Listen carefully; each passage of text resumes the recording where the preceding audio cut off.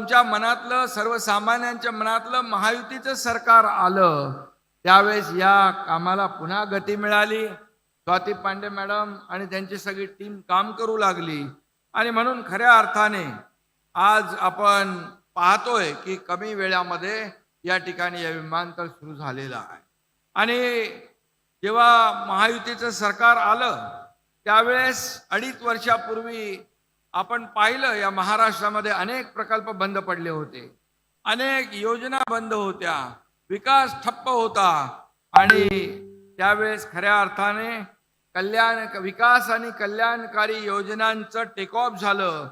आणि तेव्हा विमानाचा पायलट मी होतो, देवेंद्रजी आणि अजितदादा को पायलट होते. आता देवेंद्रजी पायलट आहेत, आम्ही दोघं को पायलट आहोत.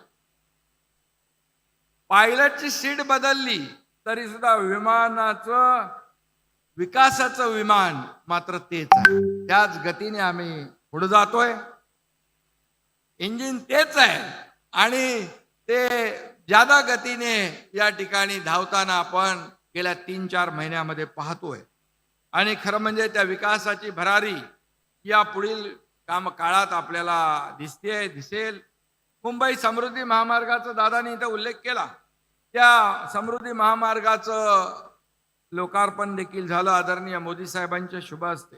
विकासाचा जो आमचा वेग आहे, जसं मगाशी आमच्या शिंदे साहेबांनी सांगितलं की पायलट इकडे असो का तिकडे असो, इंजिन तेच आहे आणि ते विकासाचं इंजिन, वेगानं धावणारा इंजिन आहे. त्यामुळे महाराष्ट्र आता थांबणार नाहीये, तो पुढेच जाणार आहे. आणि त्या पुढे जात असलेल्या महाराष्ट्रामध्ये विदर्भाला अत्यंत वेगाने पुढे न्यायचं आहे, अमरावती विभागाला अत्यंत वेगाने पुढे न्यायचं आहे. अशा प्रकारचा प्रयत्न आपला आहे.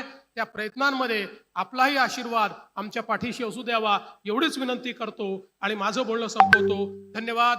जय हिंद, जय महाराष्ट्र. पढ़ते रहिए fight against criminal daily newspaper.